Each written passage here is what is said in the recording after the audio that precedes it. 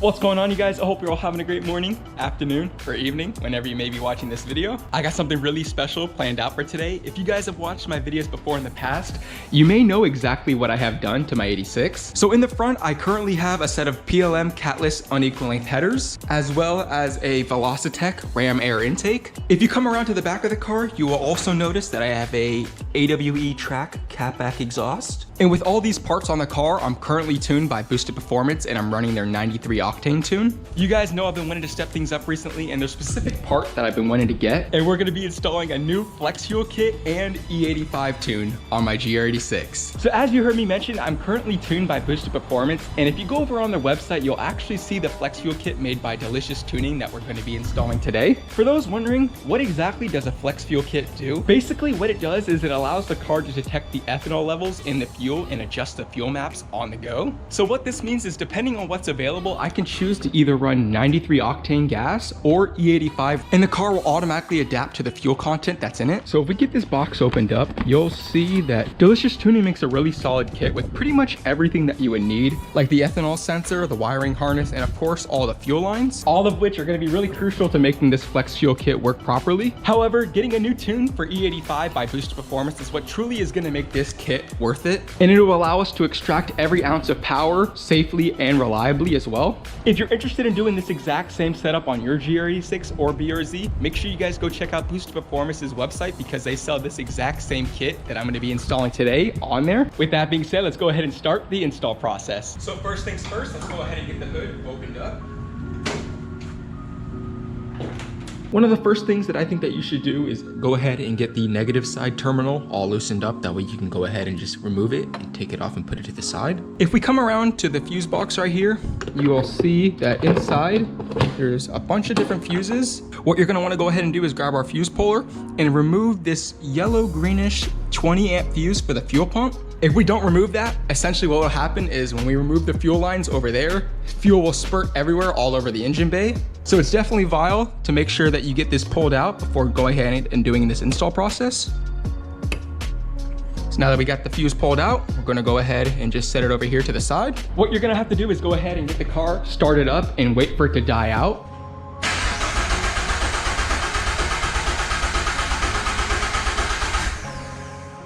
As you guys may have heard, that also may happen as well, where the car will just sometimes crank and not actually start up. So if we take a look inside these boxes, you'll actually see that first of all, we got a bunch of different goodies from Delicious Tuning, which I really appreciate you guys. Thank you so much.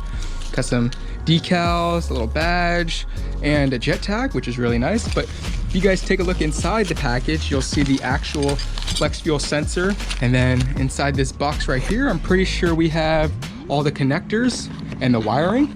There is one thing that I did want to mention to you guys. You may know that I have a 2023 Toyota GR86. You may or may not know, but the 23 and 24 uses a different connector than the 22 models. If you look closely, you'll notice that there's actually 8 pins inside my connector. Whereas if you were to have a 22 model, this connector would actually have 11 tabs instead of 8. If you look closely, you'll notice that this side right here actually has a tab where you could plug this side of the connector in. Real quick, I just wanted to show you guys how you mount this. So if you look closely, you have this purple tab right here. You're gonna wanna go ahead and just slide this out, and on the actual control module, you'll just put that in place and then just push it down, and you'll see that everything is fully connected. Now, it may be a little bit difficult for you guys to actually see this, but there's these 3 fuel lines right here. If you look closely, you'll see this clip right here. What you're gonna wanna go ahead and do is actually just get a flathead and just pry it open, kind of like so. It's a little hard for me to do with one hand, but you kind of want to just get it open just like that. Like I said, there's these 3 fuel lines. The ones that you're going to want to remove are this one on the left and this one right here, and you're going to want to keep this one in place. So you're just going to go ahead and just kind of press them forward to get them out of this little holding that they're in. Next up, if you guys look all the way down here, you'll see those 2 fuel lines that we actually just dislodged. There's these 2 blue clips on the tops of them. What you're gonna go ahead and do is, it's a little bit difficult for you guys to see this, I'm sorry. You're gonna actually go ahead and just kind of get a flathead and pry it outwards, kind of like so, until you hear the fuel line disconnect. Once you push back this blue clip, you'll be able to actually just pull the line off, kind of like so. And we're gonna go ahead and do the same thing for the other side.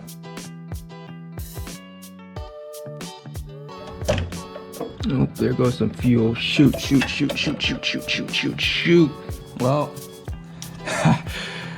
up next is we're gonna go ahead and actually remove the fuel line on the top side right here, which is routed originally from the left fuel line. So we're just gonna go ahead and follow this one back down. It's actually the one that we just removed that had the fuel go everywhere. So we're gonna go ahead and remove this one on the top side now. Same thing as before, just get a flathead screwdriver and kind of come through here. I'm gonna be prepared this time just in case we have some excess fuel squirt out.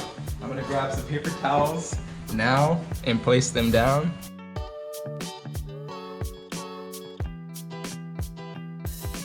Now we can just kind of pull this line off. Yeah, there's a little bit of fuel still left in this one, but nowhere as bad as the amount that just came out. Once we do get that disconnected, we can actually go ahead and just remove it from the car because we're not gonna be using this one anymore. So we can go ahead and store it somewhere safe. So taking a look on the top side, you'll see that we have the right fuel line right here. If you look down below, you'll know that we disconnected both of them. If you take the right fuel line, you're gonna wanna go ahead and actually get it pressed into the left side. Just kind of like so, and then press the blue clip down, and that will ensure that it's connected properly. For the next fuel line, you're actually gonna go ahead and use one of the supplied lines from the Delicious Tuning Flex Fuel Kit. You may notice that there's actually two right here. The one you're gonna wanna go ahead and use is the 90 to 180 degree fuel line, which is actually the smaller one right here.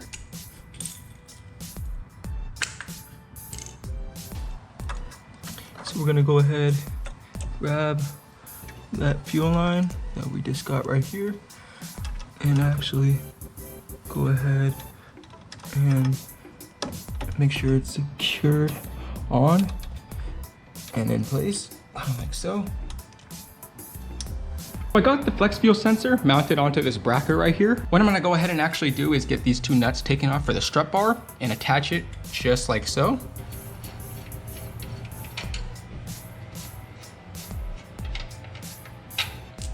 Now I'm gonna go ahead and get this placed on, ensuring that the connector is facing this way. We'll go ahead and just get the supplied 90 degree fuel line pressed in until you hear that snap. You're gonna wanna go ahead. If you notice, there's actually supposed to be a gap, kind of like this, underneath the sensor. So all you have to do is come around to this bracket right here and just turn it a little bit like so. And as you guys can see, it provides us the room that we need. I'm gonna go ahead and get the next fuel line on and in place. We'll go ahead and just snap that down and then come around to this side, just like so.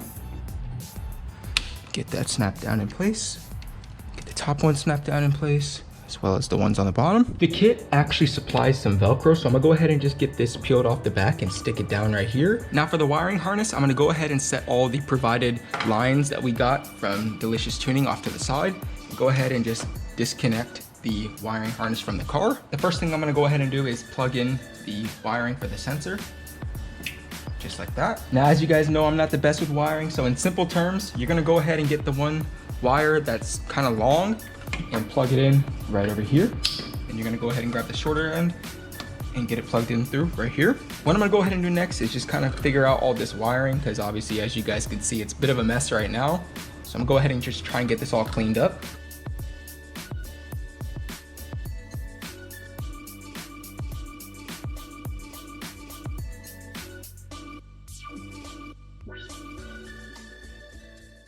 So that's pretty much it, you guys. I'm gonna go ahead now and just get the battery reconnected and get everything all sort of cleaned up.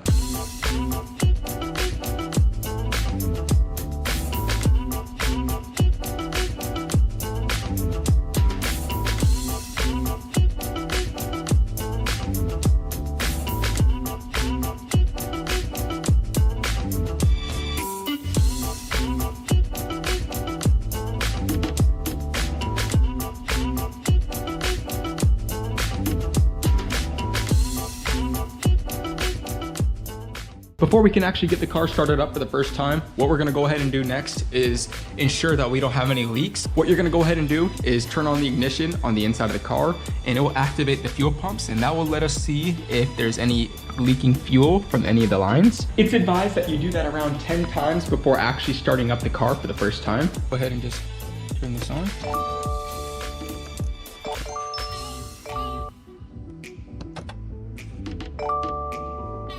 And like I said, we're gonna do this around a total of 10 times. And as you guys can see, we don't have any fuel coming out of any of the lines, thankfully. Now that we ensured everything is working properly and how it should be, we're gonna go ahead and get the car started up for the first time. I actually haven't driven or started up my 86 in over a week, so this may be a little bit loud. But let's go ahead and get it started up for the first time with the new Flex Fuel kit.